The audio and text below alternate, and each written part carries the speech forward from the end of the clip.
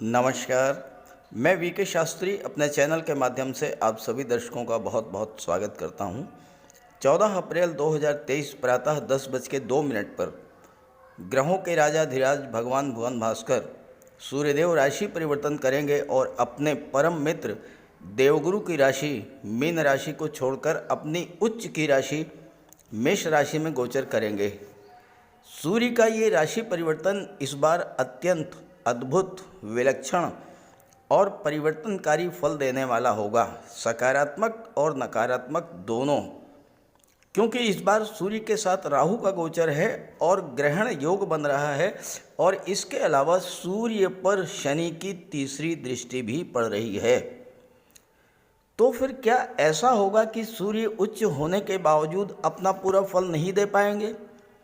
क्या सूर्य सर्वथा नकारात्मक फल ही देंगे? नहीं, ऐसा बिल्कुल नहीं होगा, क्योंकि सूर्य के साथ बुध भी हैं और ज्योतिष शास्त्र का कहना है कि अगर बुध आपकी कुंडली में मजबूत हैं तो वो राहु पर नियंत्रण कर लेते हैं। दूसरी बात, 22 अप्रैल को देवगुरु भी मेष राशि में गोचर करेंगे। हालांकि 27 अप्रैल तक देवगुरु अस्त रहेंगे, लेकिन 27 अप्रैल को देवगुरु उदित हो जाएंगे और उदित होते ही राहु को अपने नियंत्रण में ले लेंगे। तो इस तरह 27 अप्रैल तक का समय तो आपके लिए ठीक नहीं रहेगा, इसमें कोई दो राय नहीं है। लेकिन 27 अप्रैल के बाद स्थितियां तेजी से बदलेंगी। राहु भी गुरु और बुध के प्रभाव से सकारात्मक फल देना शुरू करेंगे। दूसरी महत्वपूर्ण बात यह है कि 14 अप्रैल को सूर्य अंश बल से कमज़ोर रहेंगे। 20 अप्रैल को सूर्य ग्रहण होगा। इसके बाद 27 अप्रैल को सूर्य का अंश बल होगा 12 डिग्री, बुध का होगा 19 डिग्री और देवगुरु भी उदित होकर राहु पर नियंत्रण कर लेंगे। तब आपको सूर्य का पूर्ण फल प्राप्त होगा। इस वीडियो को मैं 2 पार्ट में बना रहा हूँ। पहला पार्ट मैं आपको ये बताऊंगा कि 27 अप्रैल तक आपके जीवन में क्या क्या समस्याएं आ सकती हैं, जिनको लेकर आपको सचेत रहना है। दूसरे पार्ट में मैं आपको 27 अप्रैल से 15 मई तक के ग्रह गोचर के आधार पर बताऊंगा कि उच्च के सूर्य आपके लिए क्या क्या शुभ और सकारात्मक फल ला रहे हैं। तीसरी और इस राशि परिवर्तन की सबसे महत्वपूर्ण बात, राहु का ग्रहण दोष। तो उसके लिए आपको क्या करना है जिससे कि राहु भी शुभ फल देने लगें, तो मैं आपको ये बताने जा रहा हूँ। समझें इस चीज़ को, और अगर आप मेरी बात से सहमत हो तो ज़रूर कमेंट करके बताएं। देखिए, राहु क्या है? राहु है अनजाना भय, भ्रम, निराशा और गलतफहमी। तो राहु ये सब तो पैदा करेंगे, लेकिन ठीक दूसरी तरफ राहु विदेश के कारक होते हैं, राहु ऑनलाइन एक्टिविटीज़ के कारक होते हैं, राहु ऑनलाइन प्लेटफॉर्म के कारक होते हैं, Rahu social media, print media के कारक हैं, राहु हैं छाया यानी photo related areas, photography, videography, acting, modelling, film industry, TV serial, YouTube, Facebook, reels related areas. Rahu चाहते हैं कि आप बिना डरे बिना रुके अपने कार्य क्षेत्र का विस्तार करें, और अगर आप इन सब क्षेत्रों से, खास करके विदेश से, अपने आप को जोड़ लें तो सफलता आपके कदम चूमेगी। और इसके अलावा राहु का उपाय तो आप करते ही रहें। इस गोचर काल में विशेषकर सूर्य ग्रहण के दिन अगर आपने गंगा स्नान कर लिया, फिर आप देखिएगा आपकी दुनिया ही बदल जाएगी और यही ग्रहण योग आपको वो सब कुछ देगा जो आप पाना चाहते हैं। तो इस वीडियो में चर्चा करेंगे उच्च राशि में सूर्य के गोचर का मकर राशि के जातकों के जीवन पर क्या प्रभाव पड़ेगा। ये विश्लेषण आपकी चंद्र राशि के आधार पर किया जा रहा है। वीडियो के अंत में मैं आपको सूर्य और राहु दोनों के उपाय बताऊंगा। दूसरी बात, कमेंट बॉक्स में किसी भी अनजान व्यक्ति के द्वारा दिए गए नंबर पर भूल करके भी कांटेक्ट मत कीजिएगा, आपके साथ फ्रॉड हो सकता है। तो ये है मकर राशि के जातकों की कुंडली। सूर्य का गोचर 14 अप्रैल को आपकी कुंडली के चतुर्थ भाव में होगा और सूर्य यहाँ पर अष्टम के स्वामी होकर के चतुर्थ में गोचर करेंगे। बुध भाग्य भाव के स्वामी होकर के और छठे भाव के स्वामी होकर के सूर्य के साथ बुधादित्य राजयोग बनाएंगे। सूर्य है आत्मा, पिता, मान सम्मान के कारक।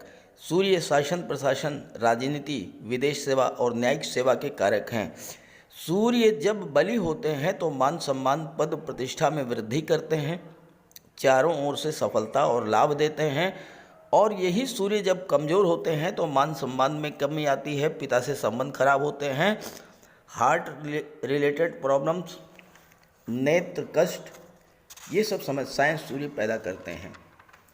अब यहाँ पर कुंडली के चतुर्थ भाव में सूर्य का गोचर है और 27 अप्रैल तक विशेष अनुकूल नहीं है, क्योंकि सूर्य अष्टम के स्वामी है जो कि कष्टों का, पीड़ाओं का, दुखों का है।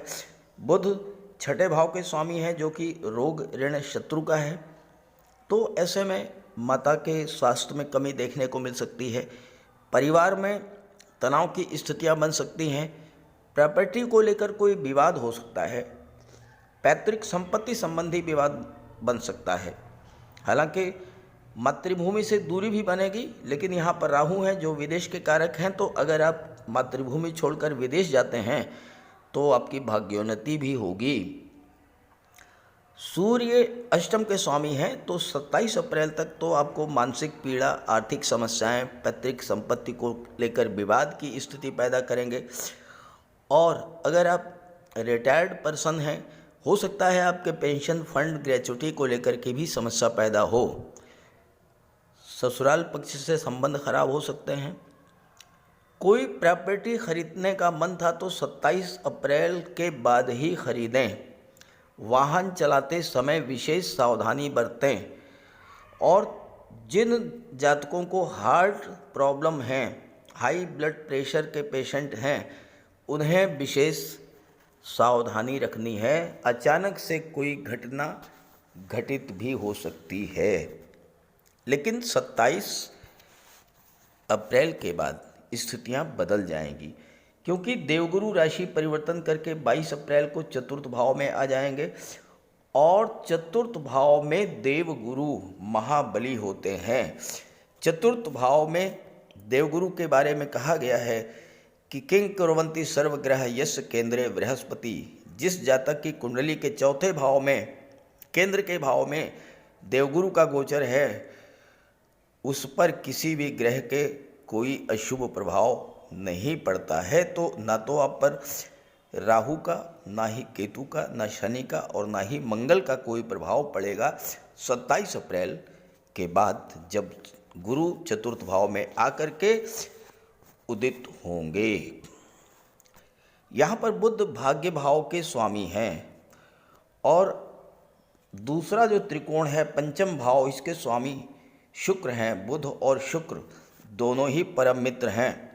और पंचम और नवम जो स्थान होता है वो लक्ष्मी स्थान कहा जाता है। तो 27 अप्रैल के बाद आपको धन प्राप्ति के प्रबल योग बनेंगे, क्योंकि त्रिकोण के भाव का स्वामी त्रिकोण के ही भाव में गोचर कर रहा है शुक्र, और दृष्टि डाल रहा है 11वें भाव पर, लाभ के भाव पर।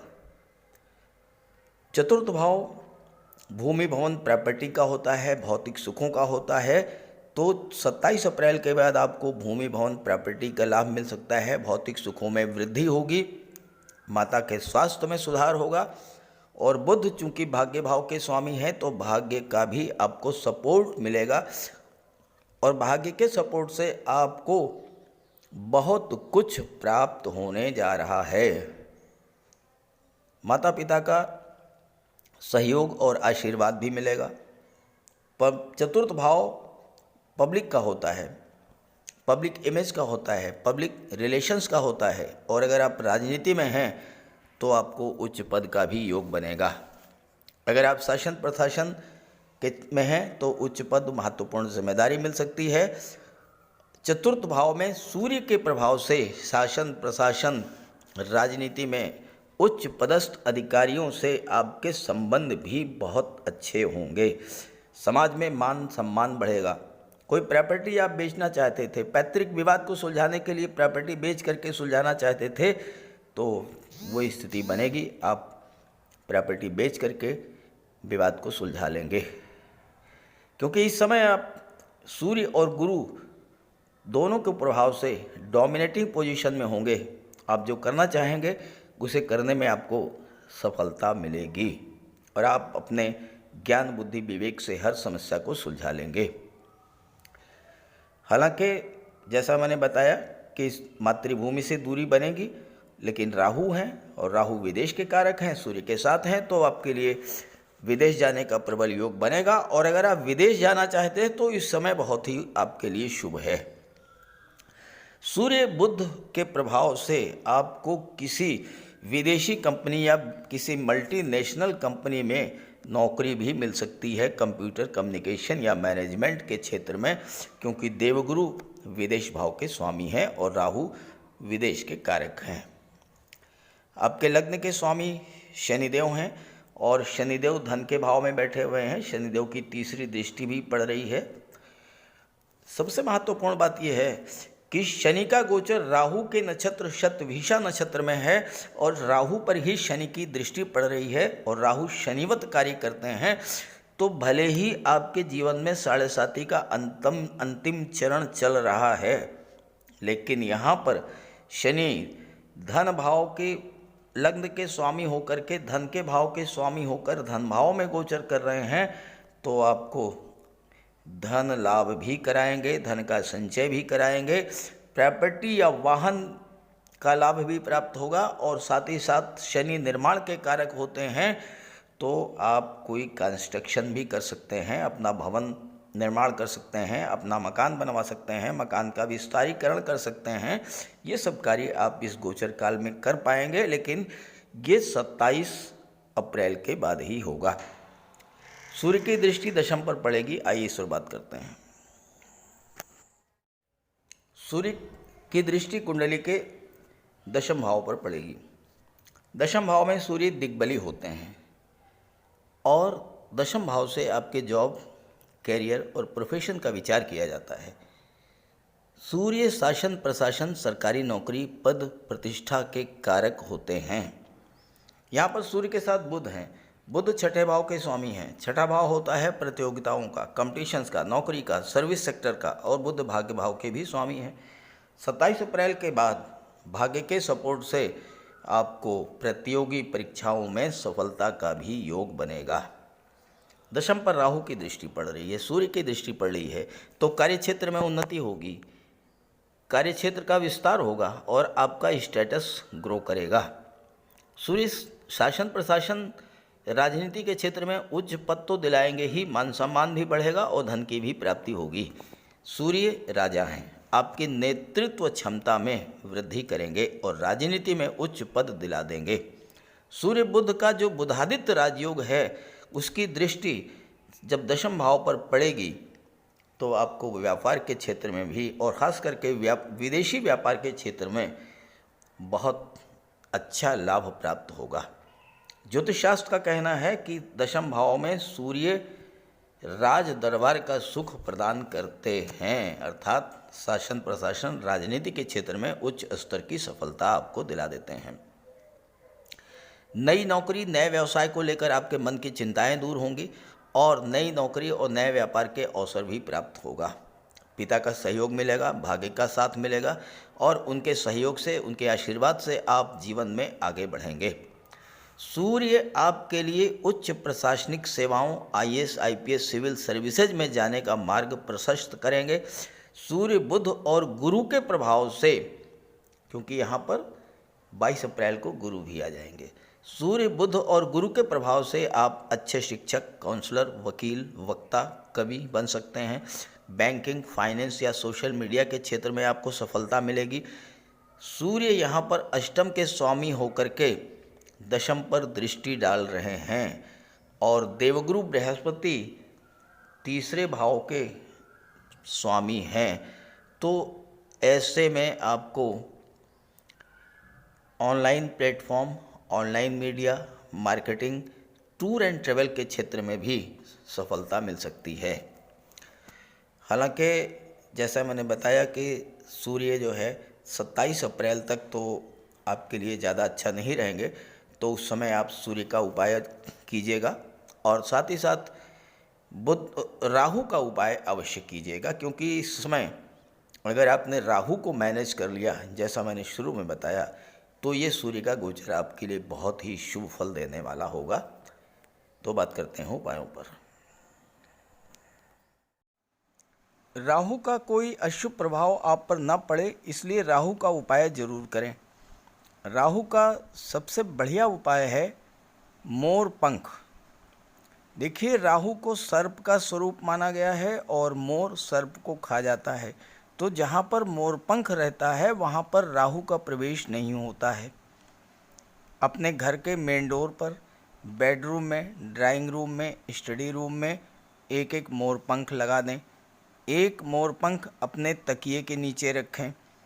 जहाँ पर आप कार्य करते हैं ऑफिस में, वहाँ भी मोर पंख आप रखें। और अपने बैग में एक मोर पंख ज़रूर रखें और एक सुरमे की डिबिया, ये दो चीज़ें अपने बैग में हमेशा रखें। और एक छोटी सी चांदी की गोली अपनी जेब में रखें। इससे राहु और बुध दोनों का उपाय हो जाता है। काले कुत्ते को भोजन दें, काली गाय की सेवा करें। इससे राहु, केतु और शनि तीनों ही प्रसन्न होते हैं। कुष्ठ आश्रम में जाकर के या दिव्यांगों को भोजन का दान दें। और एक नारियल शनिवार के दिन अंधेरा होने पर अपने सिर के एंटी क्लॉकवाइज 7 बार घुमा करके नदी में बहा दें। दुर्गा माता का आशीर्वाद प्राप्त करें। दुर्गा चालीसा का पाठ करें। सोमवार के दिन शिवलिंग पर अभिषेक करें। सफ़ेद चंदन का टीका लगाएं और एक सफ़ेद चंदन का टुकड़ा अपने पास रखें। घर में कपूर की धूनी दें। ये छोटे छोटे से उपाय हैं। अगर आप इन उपायों को करते हैं तो निश्चित रूप से राहु के सभी शुभ फल आपको प्राप्त होंगे। अगर अभी तक आपने सूर्य देव का उपाय नहीं किया है तो अवश्य कीजिए। सूर्य देव की आराधना करें। खास करके छात्रों को या जो कॉम्पिटिटिव एग्ज़ाम्स की तैयारी कर रहे हैं, उन्हें तो सूर्य के उपाय अवश्य करने चाहिए। सूर्य आत्मा के कारक हैं। इस पृथ्वी पर सूर्य के कारण ही जीवन है और सूर्य की ही ऊर्जा, प्रकाश और ऊष्मा से हम कार्य करने में सक्षम होते हैं।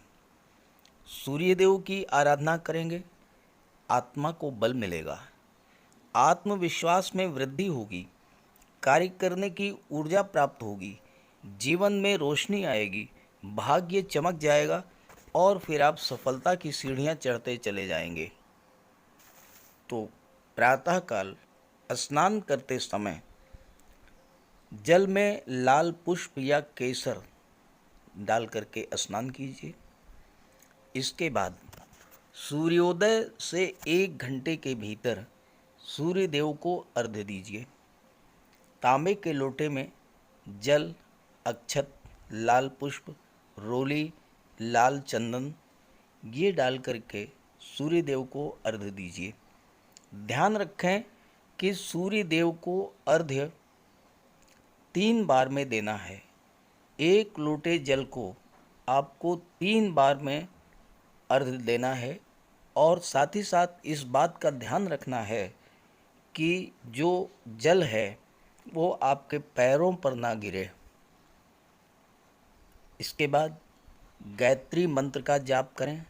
आदित्य हृदय स्तोत्र का पाठ करें। छात्रों को तो सूर्य का ये उपाय नियमित रूप से करना चाहिए, क्योंकि सूर्य ही सरकारी नौकरी के कारक हैं और आज के युग में हर छात्र का सपना होता है कि वो आईएएस बने, आईपीएस बने या शासन प्रशासन में उच्च पदस्थ अधिकारी बने, और सूर्य इन सब के कारक होते हैं। सूर्य पिता के कारक हैं। पिता का सम्मान कीजिए, उनकी सेवा कीजिए, उनके मार्गदर्शन में आगे बढ़िए। यदि किसी तरह का कोई विवाद भी है तो उसे भुला दीजिए और उन्हें किसी तरह का कष्ट तो बिल्कुल न दें। इससे सूर्यदेव को बल मिलेगा। सूर्यदेव को बल प्राप्त हो इसके लिए रविवार को नमक का सेवन न करें।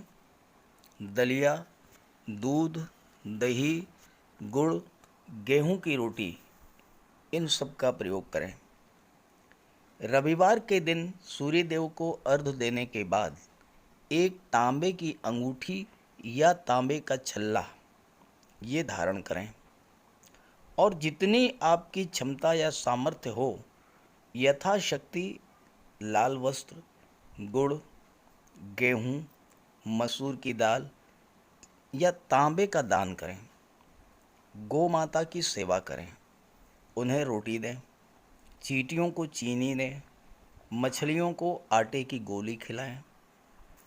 ध्यान रखें कि जो भी उपाय करें यो पूरे मन से करें।